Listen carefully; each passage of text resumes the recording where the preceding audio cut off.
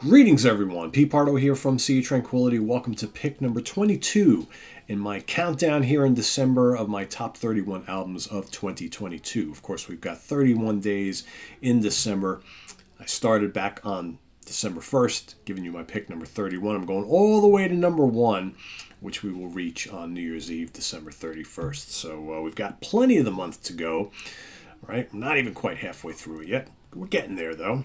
Today's pick number 22. This is an instrumental album by one of the great guitar players of all time. This, I believe, is his 9th full-length studio release. Came out earlier in the year in January on Mascot label group. Inviolate by Mr. Steve Vai. None other than Steve Vai. Look at that guitar, right? That triple neck guitar, which I believe he's calling the Hydra guitar. In fact, the first song on the album is called Teeth of the Hydra, where he utilizes all 3 necks on that guitar, right? All sorts of weirdness going on there. Easily, for me, my favorite Steve Vai studio album in quite some time. Quite some time. You know, I mean, Steve's albums are always really cool.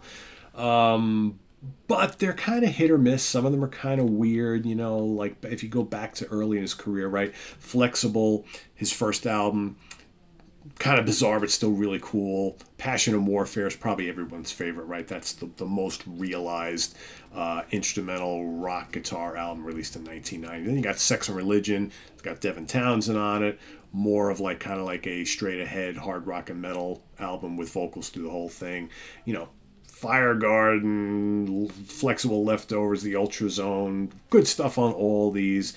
You got Real Illusions, The Story of Light, Modern Primitive. You know, these all have good material on them, but I think this is the strongest one, probably since Passion and Warfare. There's just lots of great tunes on here. Like I mentioned, Teeth of the Hydra is terrific. Zeus and Chains is really, really good. Apollo in Color is terrific. Knapsack, really good. Just great guitar work. The melodies are there. The songs are a little less abstract and avant-garde, more typical kind of instrumental rock guitar song structures, but still with the dazzling guitar. And, you know, of course, his little quirkiness is ever present throughout here. Highly listenable. I've listened to this all year long. Really, really good stuff. Of course, he's got great players on here. You know, Billy Sheehan's on here.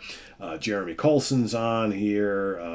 Philip Bino's on here. Terry Bozzio's on here. Vinnie Colaiuta, David Rosenthal. I mean, Brian Beller. The list goes on and on. Top notch. Inviolate by Steve Vai. It's my pick today. My pick number 22 as I'm marching to number 1.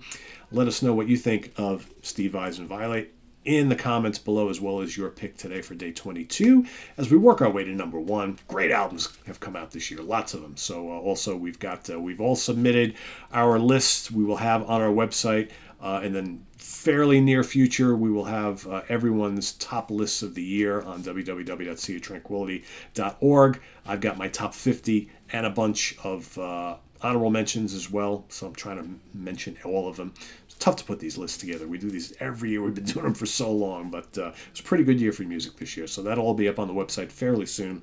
But till now, you know, tomorrow, pick number 21 coming up at you tomorrow.